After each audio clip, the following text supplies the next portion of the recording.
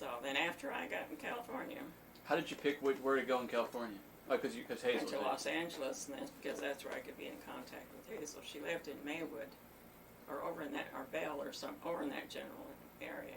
What do you remember about that? So that's close to 1940. Yes. Then that was in I think 38. 38. And then in 39, summer of 39, I met Jim,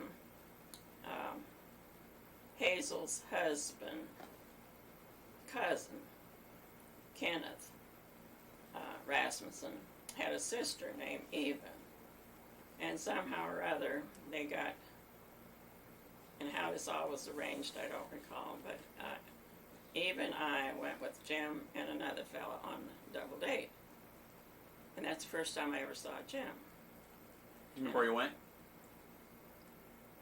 Do you remember I don't know where we went. Ice capades.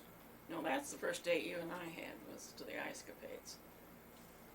We went to a movie or something, I don't remember. But anyway, I didn't care for the guy I was with, but boy, I fell for Jim like a ton of brick. So he wasn't the one that was assigned to you. You were So then, I don't know how we got together, but we got together, and then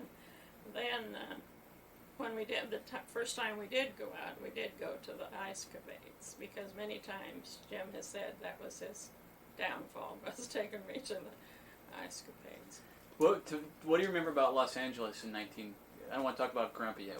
In Los Angeles in 1938 or 39, what do you remember about that? Well, I don't remember a whole lot, except I do remember coming in on the bus, and I think I was more just kind of numb or frightened to take it all in, but it wasn't. It was different than where I'd ever been. So, it was different because there was so much commotion and activity. So many people and so much going on, and such a big area and such a big city, and spread out all over. And I did know a few.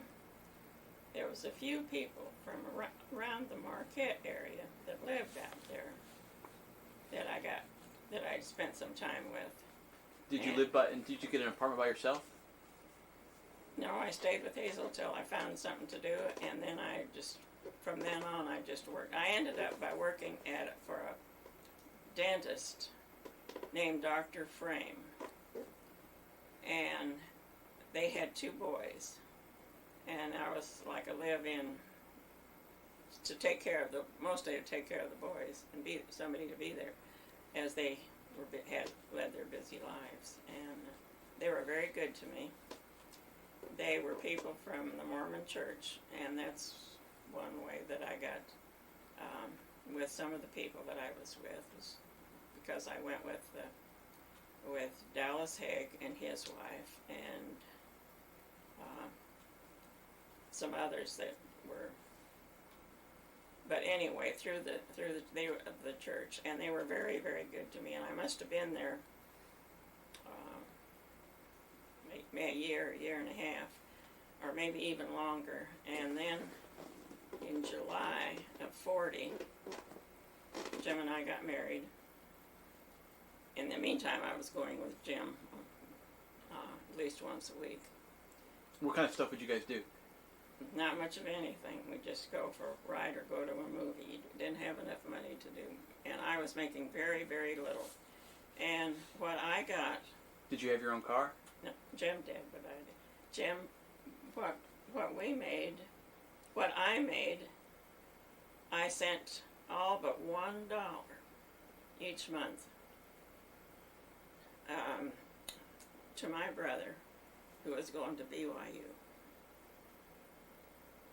And my folks were struggling to keep him at BYU. And so I tried to help him out a little bit.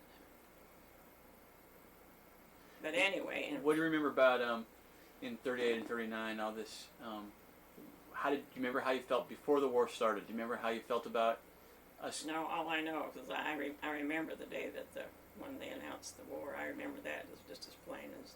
And that's Pearl Harbor? Yeah.